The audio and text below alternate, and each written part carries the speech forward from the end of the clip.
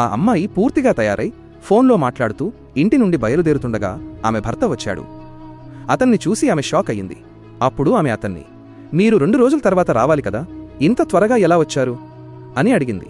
దానికి భర్త, అవును, ఆ మీటింగ్ రద్దయింది, కాని నువ్వు ఎక్కడికి వెళ్తున్నావు అన్నాడు. అప్పుడు ఆమె, నేను మార్కెట్కి వెళ్తున్నాను, మీరు పని నుండి వచ్చి అలిసిపోయారు, అంతవరకు విశ్రాంతి తీసుకోండి అని చెప్పి వెళ్ళిపోయింది. కాని అతను ఈ మాటను జీర్ణించుకోలేకపోయాడు. ఏదో తేడా ఉంది, నేను తెలుసుకోవాలి అనుకుని ఆమెను అనుసరించడం మొదలుపెట్టాడు. అప్పుడు ఆ అమ్మాయి వెనక్కి తిరిగి చూసింది. అతను వెంటనే ఆమె పాదాల వెనుక దాక్కున్నాడు. ఆ తరువాత ఆమె వెళ్లడం మొదలుపెట్టింది. అతను కూడా ఆమెను అనుసరించడం మొదలుపెట్టాడు. అప్పుడు అతను ఆమె మార్కెట్కి వెళ్లడానికి బదులు తన ప్రియురాలిని కలవడానికి వచ్చిందని చూశాడు. వారిద్దరూ ఫోన్లో ఏదో చూస్తున్నారు.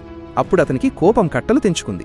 నా అనుమానం నిజమైంది, ఈ రోజు నిన్ను వదలను అనుకుని వాళ్ల దగ్గరికి వెళ్లాడు. అప్పుడు ఆమె, వినండి, మీరు రూంలో విశ్రాంతి తీసుకుంటున్నారు కదా అన్నది.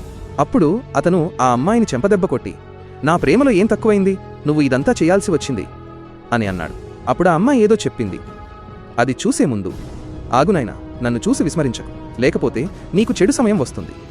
ఒక్కసారి కామెంట్లలో హర్ హర్ మహాదేవ్ అని రాసి వీడియోకి ఒక లైక్ చేసి ఛానల్ను సబ్స్క్రైబ్ చేయి. నీ ప్రతి కోరిక నెరవేరుతుంది. అప్పుడు ఆ అమ్మాయి ఇలా అంది, మీరు ఏమీ అడగకుండా, ఏమీ తెలుసుకోకుండానే నిర్ణయం ఇచ్చేశారు. మీకు నాపై నమ్మకం లేదు. ఆమె పక్కన ఉన్న వ్యక్తి, మీకు పార్టీని ఏర్పాటు చేయబోతున్న ఈవెంట్ మేనేజర్.